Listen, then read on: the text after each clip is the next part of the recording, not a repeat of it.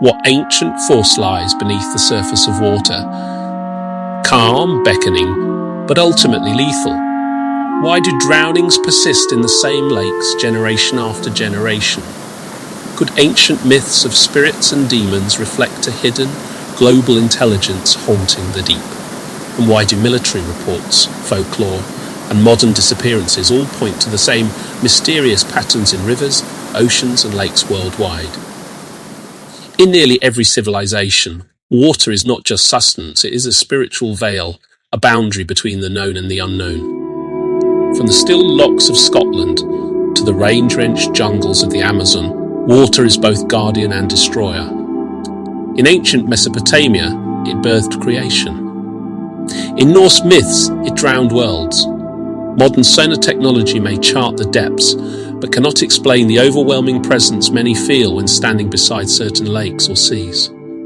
Japanese monks who meditate near Oshikara speak of the whisper in the trees guiding people toward nearby waters. What is it that calls people not away from, but into the depth? Spirits said to dwell in water share universal traits: seduction, vengeance, and disappearance.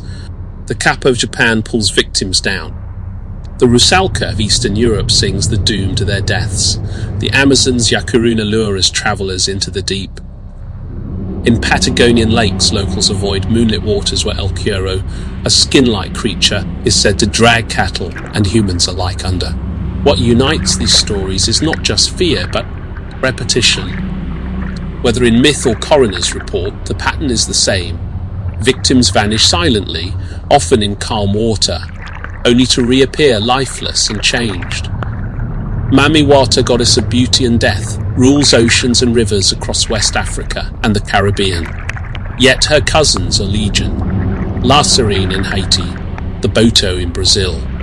Naval reports from colonial times tell of sailors abandoning ships after reporting visions of women swimming alongside them.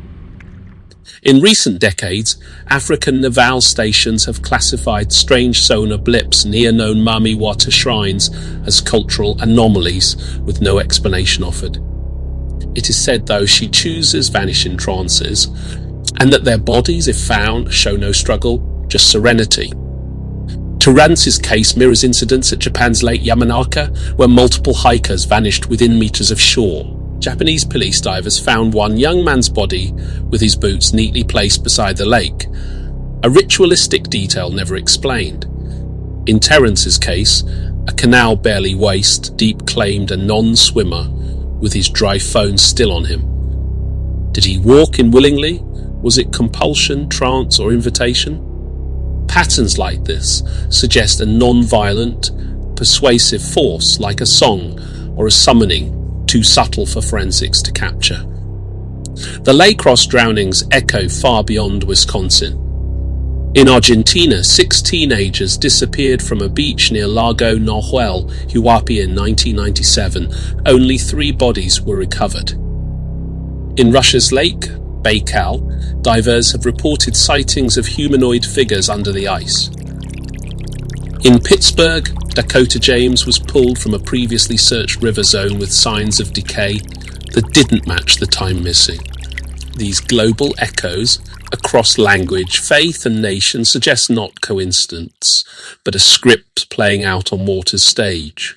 Psychologists might call it mass suggestion, but why do so many recovered victims appear with calm expressions or in states of undress as if in some dreamlike ritual? South American shamans speak of being invited by water beings during ayahuasca ceremonies. In the Bermuda Triangle, naval pilots have reported auditory hallucinations just before vanishing off radar. Across northern Europe, water lights, faint blue glows under frozen lakes, are a recurring motif. Could these be spiritual beacons, or phenomena beyond our known science, perhaps even aquatic manifestations of UFO phenomena? Certain places breathe with tragedy. Lake Lanier, built over submerged communities, is now infamous for its disproportionate deaths. In the Peruvian Amazon, rivers named for serpents are still avoided after dusk. Locals claim these waters feed during eclipses. In India, parts of the Ganges are shunned by holy men who say sacrificial rituals from centuries ago have permanently changed the current spiritual nature. Perhaps curses are not merely superstition, but emotional impressions trapped in the molecular memory of water. Could it be that water is not malevolent, but reactive? Some theorists propose water as a psychic mirror, reflecting back our trauma, our fear, even our death wish.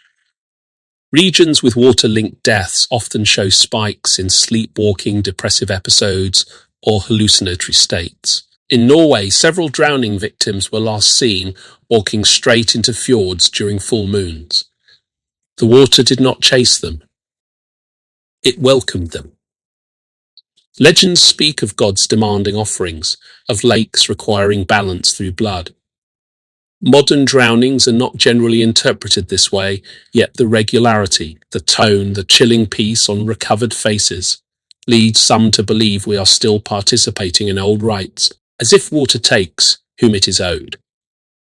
Whether through accident, suicide, or misadventure, the outcome is the same, a return, quiet and irreversible, to the source. In the end, the stories converge: lake monsters, sirens, trance deaths, disappearances from calm pools. Whether by spirit, alien, memory, or elemental hunger, water remains the perfect hiding place for ancient intelligences, those that do not live, but wait, watching, choosing. Drowning is never random. Not here.